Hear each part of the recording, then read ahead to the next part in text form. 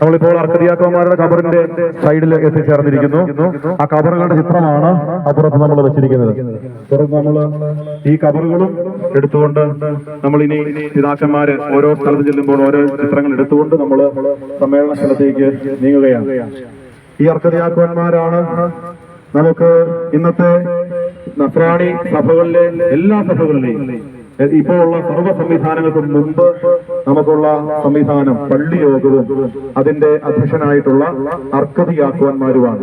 നമ്മുടെ പിതാവ് പാലാരൂപതയുടെ ബിഷപ്പ് അടുത്ത ദിവസങ്ങളിൽ പ്രത്യേകമായിട്ട് ഒരു മീറ്റിംഗിൽ പറഞ്ഞത് ഇങ്ങനെയാണ്, അതായത് അർക്കദിയാക്കൻ ഭരണം പുനഃസ്ഥാപിക്കുക.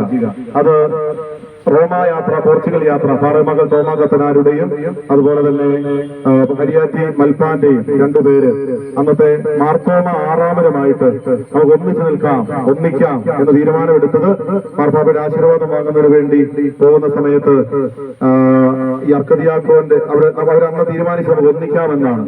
അപ്പോൾ ഈ അർക്കദിയാക്കോന്മാര് എന്ന് പറയുന്ന നിസ്സാരമായ കാര്യമല്ല. അന്നത്തെ യാത്രയുടെ ലക്ഷ്യം നമ്മുടെ സഭയുടെ ഒന്നിച്ച് അർക്കദിയാക്കോൻ ഭരണം പുനഃസ്ഥാപിക്കുക. ഒരു സഭയിലും നിലവിലില്ലാത്ത ഒരു കാര്യമാണ്. അതുകൊണ്ട് നമുക്ക് ആർക്കും പൂർണ്ണമായിട്ടും ആരാണ് 16 നൂറ്റാണ്ട് വരെ 17 നൂറ്റാണ്ടുള്ള പാരമ്പര്യങ്ങൾ പൂർണ്ണമായിട്ടും പിന്തുടർന്ന് ചോദിച്ചാൽ നമ്മുടെ ഒരു സഭകളിലും അതിന്ന് കാണുന്നില്ല എന്നുള്ളത് കൊണ്ട് നമുക്ക് എല്ലാവർക്കും നവീകരണത്തിന്റെ ആവശ്യമുണ്ട് എന്നാണ് അതിന്റെ അർത്ഥം. ഒന്നിപ്പിലേക്ക് നീങ്ങുമ്പോൾ അടിസ്ഥാനപരമായിട്ട് ഈ അർക്കദിയാക്കന്മാരെ കൂടുതലായിട്ട് പഠിക്കാൻ നമുക്ക് ശ്രമിക്കാം. അടുത്ത സ്റ്റേഷനിലേക്ക് നമുക്ക് നീങ്ങാം.